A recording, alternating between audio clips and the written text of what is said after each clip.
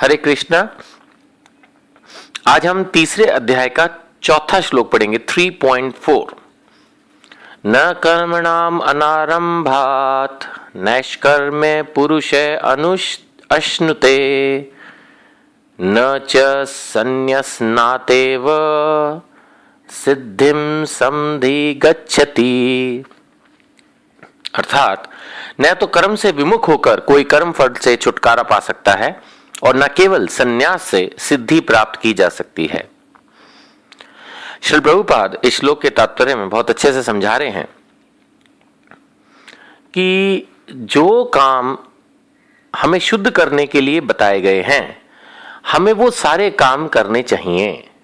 यानी जब तक हम खुद को निर्मल नहीं करेंगे तब तक संन्यास के बारे में नहीं सोचना चाहिए। इस श्लोक का भी संदेश हम एक बार फिर से पढ़ेंगे कि ना तो कर्म से विमुख होकर कोई कर्म फल से छुटकारा पा सकता है। कर्म से विमुख होकर काम छोड़ दो। आप सोचो कि भाई सब कुछ छोड़ दो, मैं कमाना छोड़ देता हूं और मतलब सब काम छोड़ छाड़ के बैठ जाता हूं मंदिर में जाके या जंगल में जाके, जैसे पुराने जमाने में होता था। उससे काम नहीं चलेगा। जो हमने बुरे कर्म किए हुए हैं या इवन अच्छे कर्म भी किए हुए हैं, इसको समझना होगा। 3 तरह के कर्म हैं, एक अच्छे कर्म पुण्य कर्म, एक पाप कर्म और एक भक्ति कर्म। जो अच्छे काम हमने किए हैं उसके लिए हमें स्वर्ग आदि में भोगना पड़ता है और हमने जो बुरे कर्म किए हैं उसके लिए हमें नरक आदि में भोगना पड़ता है। यानी भोगना दोनों जगह पड़ता है, फंसे हम दोनों जगह हैं। अगर हम भक्ति करते हैं तो इन पाप और पुण्य से मुक्त होकर हम भगवान के धाम जा सकते हैं। यानी कि वैकुंठ, जहां पर जन्म मृत्यु जरा व्याधि यानी कि बीमारी और बुढ़ापा नहीं है, ऐसे धाम में पहुंचने के लिए हमें पाप और पुण्य दोनों से फ्री होना पड़ता है, जैसे मैंने कहा। तो यहां पर यही बताया जा रहा है कि कर्म से विमुख होकर कोई कर्म फल से छुटकारा नहीं पा सकता।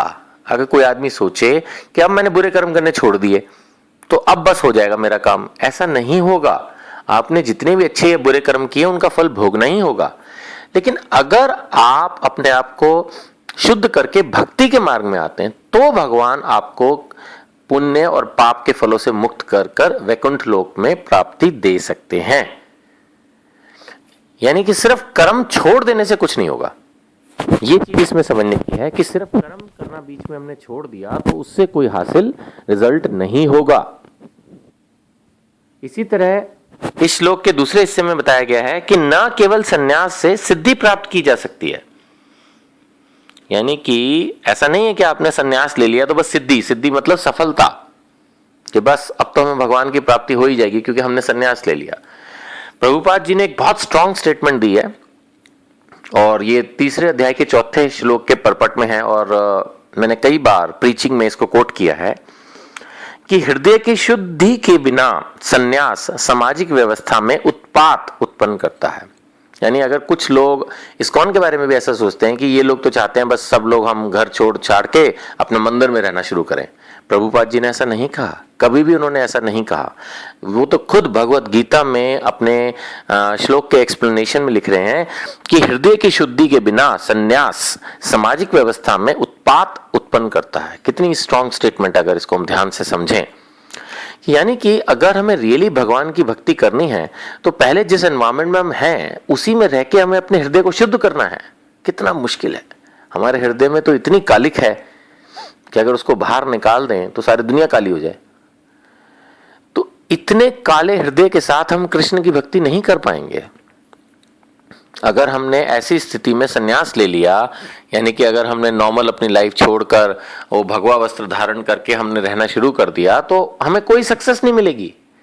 इसलिए बेटर ये है, जैसा कि अनेक श्लोकों में चर्चा होती है, कि हम जिस जगह हैं जहां हैं उसी एनवायरमेंट में रहें, उसी एनवायरमेंट में सेवा करें, अपने आप को सिंप्लीफाई करें, धीरे धीरे धीरे धीरे अपनी इंद्रिय तृप्ति की इच्छाओं को त्याग कर भक्ति की तरफ बढ़े, भगवान की सेवा भक्तों की सेवा करें।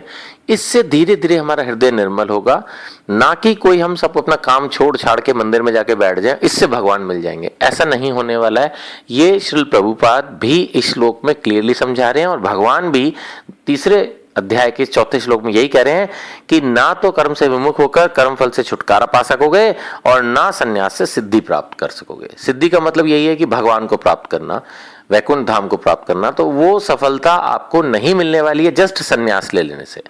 जब तक कि हम रियली अपनी इच्छाओं को त्याग करके मन को निर्मल करके भगवान में लगा पाएं, तब तक ये संभव नहीं। और उसका प्रोसेस यही है कि हमें भक्तों के संग में जाना होगा, जप करना होगा, सेवा करनी होगी, तभी हम ये सब हासिल कर पाएंगे। हरे कृष्णा।